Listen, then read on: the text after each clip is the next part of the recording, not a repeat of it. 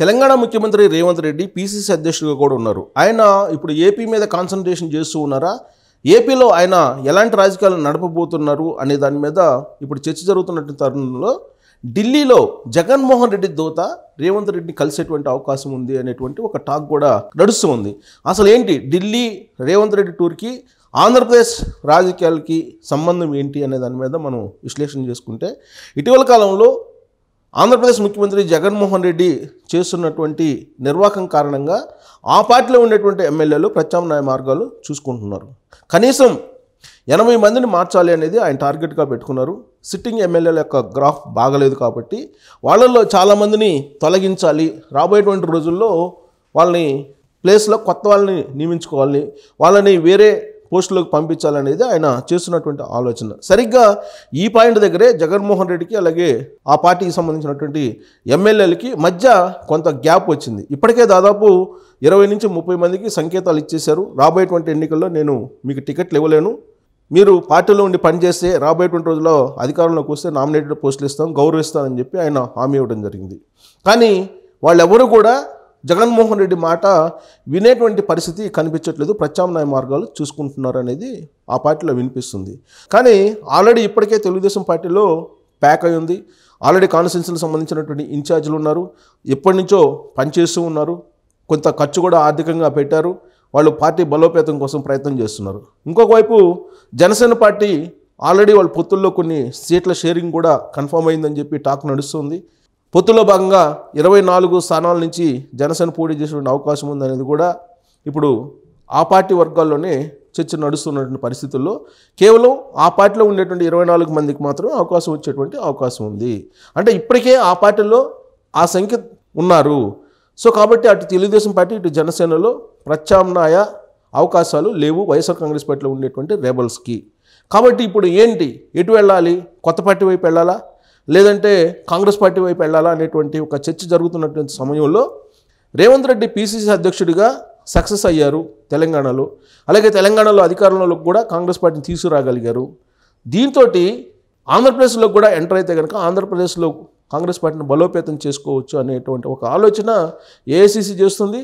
అలాగే పీసీసీ అధ్యక్షుని హోదాలో రేవంత్ రెడ్డి కూడా చేస్తూ ఉన్నారు.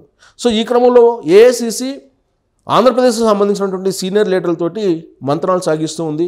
బహుశా రేపు మాపు వాళ్ళని ఢిల్లీకి కూడా పిలిచినట్టు సమాచారం కూడా ఉంది. ఆంధ్రప్రదేశ్ సంబంధించి పీసీసీ అధ్యక్షుడు గిడుగు రుద్రరాజు, కేవీపీ పళ్ళంరాజు, అలాగే రఘువీరారెడ్డి, చింతామోహన్ ఇలాంటి సీనియర్స్ అందరూ కూడా ఢిల్లీ బాట పట్టారు, ఢిల్లీ వెళ్తున్నారు. రాబోయేటువంటి రోజుల్లో రాహుల్ గాంధీని తీసుకొచ్చి అక్కడ సభ పెట్టాలి అని చెప్పి కూడా ప్రయత్నం చేస్తున్నటువంటి ప్రస్తుత పరిస్థితుల్లో వైఎస్ఆర్ కాంగ్రెస్ పార్టీలో ఉండేటువంటి రెబల్స్ లేదా అసంతృప్తివాదులు ఎంతమంది అయితే ఉన్నారో వాళ్ళని కాంగ్రెస్ పార్టీ వైపు ఆకర్షించేటువంటి ప్రయత్నం చేస్తూ ఉన్నారు.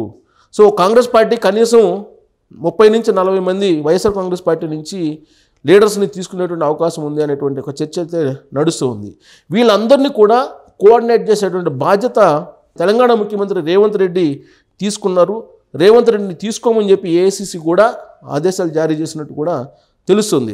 ఆ మేరకు రేవంత్ రెడ్డి వద్దకు ఒక సీక్రెట్ ఏజెంట్ ఢిల్లీలో కలుస్తున్నారు. జగన్మోహన్ రెడ్డి దూత కూడా కలుస్తున్నారు. ఒక సీక్రెట్ ఏజెంట్ ఏమో రెబల్స్కి ప్రతినిధిగా కలుస్తున్నారు. మరొక దూత జగన్మోహన్ రెడ్డికి సంబంధించిన దూత ఏమో ఢిల్లీలో ఆయన్ని కలిసి మాట్లాడాలనేటువంటి ఒక ప్రయత్నం కూడా చేస్తున్నారు. ఇప్పటికే రేవంత్ రెడ్డి ముఖ్యమంత్రి అయిన తర్వాత సీక్రెట్గా కలిసినటువంటి వాళ్ళు కూడా ఉన్నారు వైఎస్ఆర్ కాంగ్రెస్ పార్టీలో. సో వైఎస్ఆర్ కాంగ్రెస్ పార్టీకి సంబంధించినటువంటి ఒక ఎంపీ ఇటీవల ఢిల్లీ వెళ్ళినటువంటి సందర్భంగా రేవంత్ రెడ్డిని సీక్రెట్గా కలిశారు.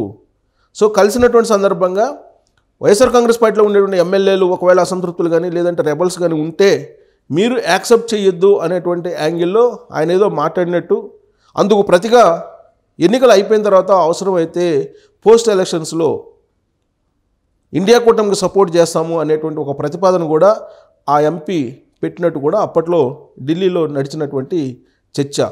ఇప్పుడు అదే దూత జగన్మోహన్ రెడ్డి తరఫు నుంచి రేవంత్ రెడ్డి కలవబోతున్నారు ఢిల్లీలో అనేది వినిపిస్తుంది. ఆయన ఒక పారిశ్రామికవేత్త, అలాగే జగన్మోహన్ రెడ్డికి అత్యంత సన్నిహితంగా ఉండేటువంటి ఎంపీ కూడా. ప్రస్తుతం ఎంపీగా వైఎస్ఆర్ కాంగ్రెస్ పార్టీలో ఉన్నారు ఆయన పారిశ్రామికవేత్త కూడా కాబట్టి, ప్లస్ తెలంగాణలో కూడా ఆయనకి ఎంతో కొంత వ్యాపారాలు ఉన్నాయి. ఆ ఉద్దేశంతో రేవంత్ రెడ్డిని కలవబోతూ ఉన్నారు. పోస్ట్ ఎలక్షన్స్లో ఇండియా కూటమికి మద్దతు ఇస్తామనేటువంటి ఒక సంకేతాలు పెట్టే అవకాశం ఉందని చెప్పి కూడా ఒక చర్చ నడుస్తుంది. అంతేకాదు డైరెక్ట్గా ఏఐసిసికి సంబంధించినటువంటి ప్రధాన కార్యదర్శి కేసీ వేణుగోపాల్ తోటి కూడా జగన్మోహన్ రెడ్డే నేరుగా కొన్ని సంకేతాలు పంపించారు అని చెప్పి గతంలోనే ఒక ప్రచారం జరిగింది. ఇండియా కూటమికి పోస్ట్ ఎలక్షన్లో సపోర్ట్ చేస్తాము అని చెప్పి అవసరమైతే అని చెప్పి వేణుగోపాల్కి ఒక సంకేతం పంపించినట్టు కూడా తెలుస్తుంది. ప్రత్యేక హోదా ఇవ్వడానికి కాంగ్రెస్ పార్టీ సిద్ధం అని చెప్పి రాహుల్ గాంధీ ఇప్పటికే ప్రకటించారు. ఇండియా కూటమి అధికారంలోకి వచ్చిన, కాంగ్రెస్ పార్టీ అధికారంలోకి వచ్చిన ప్రత్యేక హోదాతో పాటు విభజన చట్టంలో పొందుపరిచినటువంటి అన్ని అంశాలను నెరవేరుస్తాము అని చెప్పి ఆయన హామీ ఇవ్వడం జరిగింది ఆంధ్రప్రదేశ్ ప్రజలకి. ఉమ్మడి రాష్ట్రాన్ని విడదీసిన కారణంగా నష్టపోయినటువంటి ఆంధ్రప్రదేశ్కి క్షమాపణ కూడా చెప్పడం జరిగింది ఒకనొక సందర్భంలో.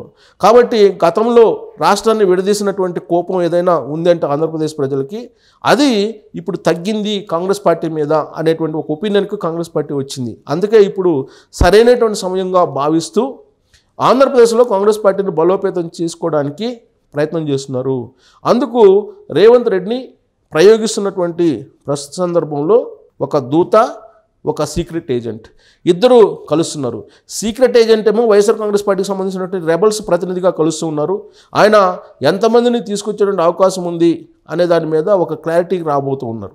రేవంత్ రెడ్డిని కలిసి ఆంధ్రప్రదేశ్లో వైఎస్ఆర్ కాంగ్రెస్ పార్టీ నుంచి ఎంతమంది రెబల్స్ ఉన్నారు, వాళ్ళు ఎంతమంది వచ్చేటువంటి అవకాశం ఉందనేది ఆయన చర్చించేటువంటి అవకాశం ఉంది. మరోవైపు జగన్మోహన్ రెడ్డి యొక్క దూత రేవంత్ రెడ్డిని కలిసి చర్చించేటువంటి అవకాశం ఉంది. మొత్తం మీద రేవంత్ రెడ్డి చుట్టూ ఆంధ్రప్రదేశ్ రాజకీయం ఢిల్లీ కేంద్రంగా నడుస్తూ ఉందని చెప్పి మనం చెప్పుకోవచ్చు. రేవంత్ రెడ్డి ఢిల్లీ వెళ్ళినటువంటి క్రమంలో మొత్తం అటువైపు అందరూ చూస్తున్నారు. ఆంధ్రప్రదేశ్కి సంబంధించినటువంటి వాళ్ళు కూడా, అటు వైఎస్ఆర్ కాంగ్రెస్ పార్టీకి సంబంధించినటువంటి వాళ్ళు, అలాగే కాంగ్రెస్ పార్టీకి సంబంధించినటువంటి వాళ్ళు కూడా చూస్తున్నారు. రాబోయేటువంటి రోజుల్లో అసలు పీసీసీ అధ్యక్షుని కూడా మార్చేటువంటి అవకాశం ఉందనేది కూడా ఒకటి వినిపిస్తూ ఉంది. ఈ క్రమంలో మొత్తం ప్రక్షాళన అయితే ప్రారంభమైంది కాంగ్రెస్ పార్టీలో, ఆంధ్రప్రదేశ్లో కూడా. దానికి వైఎస్ఆర్ కాంగ్రెస్ పార్టీ రెబల్స్ని కనీసం 30 నుంచి 40 మందిని తీసుకొని రాబోయేటువంటి రోజుల్లో ఎన్నికల్లో పోటీ చేస్తే కనీసం 10% నుంచి 15% ఓట్ బ్యాంకు చీల్చుకోవచ్చు, లేదా ఓట్లు పొందవచ్చు అనేటువంటి ఒక అభిప్రాయంతో కాంగ్రెస్ పార్టీ ఉంది. సరిగ్గా ఈ పాయింట్ వద్దనే జగన్మోహన్ రెడ్డి అలాగే తాడేపల్లి కోటరీలో కొంత అలజడి ప్రారంభమైనట్టు కూడా తెలుస్తుంది. దానికి కారణం ఏంటంటే పూర్వపు కాంగ్రెస్ పార్టీ ఓట్ బ్యాంకే 90% వైఎస్ఆర్ కాంగ్రెస్ పార్టీలో ఉంది. అటు క్రిస్టియన్ ఓట్ బ్యాంక్ కానీ, ఇటు ముస్లిం ఓట్ బ్యాంక్ కానీ, ఎస్సీలకు సంబంధించిన ఓట్ బ్యాంక్ కానీ కంప్లీట్గా కాంగ్రెస్ పార్టీది వైఎస్ఆర్ కాంగ్రెస్ పార్టీ వైపు షిఫ్ట్ అయిపోయింది.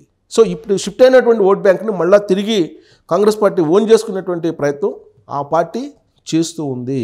సో కాబట్టి ఇప్పుడు ఒకవేళ కాంగ్రెస్ పార్టీ అక్కడ బలపడితే వైఎస్ఆర్ కాంగ్రెస్ పార్టీ బలహీనపడుతుంది ఆటోమేటిక్గా అనేది అక్కడ ఈక్వేషన్ వినిపిస్తుంది. ఇప్పటికే ప్రశాంత్ కిషోర్ ఇచ్చినటువంటి సర్వేల ప్రకారం తెలుగుదేశం పార్టీ జనసేన కూటమి అధికారంలో రాబోతుంది అనేటువంటి ఒక సారాంశం బయటకు వచ్చింది. ఈ క్రమంలో ఇప్పుడు కాంగ్రెస్ పార్టీ ఎంటర్ అవుతే ఇంకా దెబ్బతినేటువంటి అవకాశం ఉంది వైఎస్ఆర్ కాంగ్రెస్ పార్టీ అనేది ఒకటైతే, ఒకవేళ షర్మిల కనుక చేరితే కాంగ్రెస్ పార్టీలో అప్పుడు అసలు వైఎస్ఆర్ కాంగ్రెస్ పార్టీకి భారీ నష్టం జరిగేటువంటి అవకాశం ఉందనేది ఇంకో చర్చ కూడా జరుగుతుంది.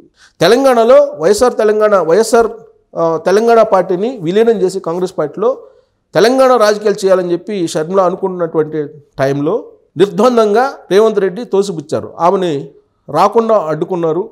అవసరమైతే మీరు ఏపీలోకి వెళ్ళి పనిచేయండి అని చెప్పి అప్పట్లోనే చెప్పారు.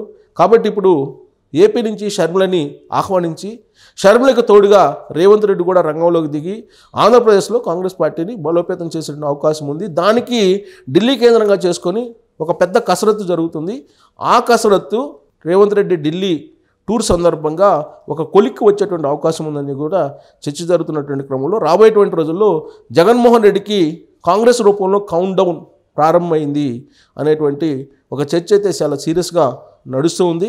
సో రాబోయేటువంటి రోజుల్లో ఇక ఆంధ్రప్రదేశ్ రాజకీయాల మీద రేవంత్ రెడ్డి ముద్ర, రేవంత్ రెడ్డి యొక్క ప్రభావం ఖచ్చితంగా ఉండేటువంటి అవకాశం ఉంది. ఢిల్లీ వెళ్ళినటువంటి YSR Congress party rebels agent ఏం చేస్తాడనేది చూడాలి. ఆ ఏజెంట్ ఇప్పటికే ఆల్రెడీ రేవంత్ రెడ్డితో టచ్లో ఉన్నారు. పైగా ఆంధ్రప్రదేశ్లో ఉండేటువంటి వైఎస్ఆర్ కాంగ్రెస్ పార్టీకి సంబంధించిన ఎమ్మెల్యేలు కానీ మంత్రుల ఆస్తులు తెలంగాణలో ఉన్నాయి. భారీ ఎత్తున తెలంగాణలో ఆస్తులు ఉన్నాయి. వాటిని కాపాడుకోవాలంటే రేవంత్ రెడ్డి ఏది చెప్తే అది వినాల్సినటువంటి పరిస్థితి అనివార్యంగా ఉంటుంది అనేది సర్వత్రా వినిపిస్తుంది. గతంలో తెలంగాణ ముఖ్యమంత్రిగా కేసీఆర్ ఉన్నప్పుడు ఆయన ఏం చెప్తే అది విన్నారు చాలామంది. అందుకే ఆ రోజున వైఎస్ఆర్ కాంగ్రెస్ పార్టీని బలోపేతం చేసేందుకు కేసీఆర్ అన్ని రకాల సహాయ సహకారాలు అందించారు. అదే తరహాలో ఇప్పుడు కాంగ్రెస్ పార్టీని బలోపేతం చేయడానికి రేవంత్ రెడ్డి కూడా తెలంగాణ నుంచి ఆపరేషన్ చేస్తూ ఢిల్లీలో ఒక వ్యూహాన్ని రచించబోతున్నారు. సో ఆ వ్యూహంతో జగన్మోహన్ రెడ్డి కోట కూలిపోనుందా అనేటువంటి ఒక చర్చ నడుస్తున్న క్రమంలో రాబోయేటువంటి రోజుల్లో ఈ పరిణామాలు ఇటు దారి తీస్తాయనేది చూడాల్సి ఉంది. Thank you very much.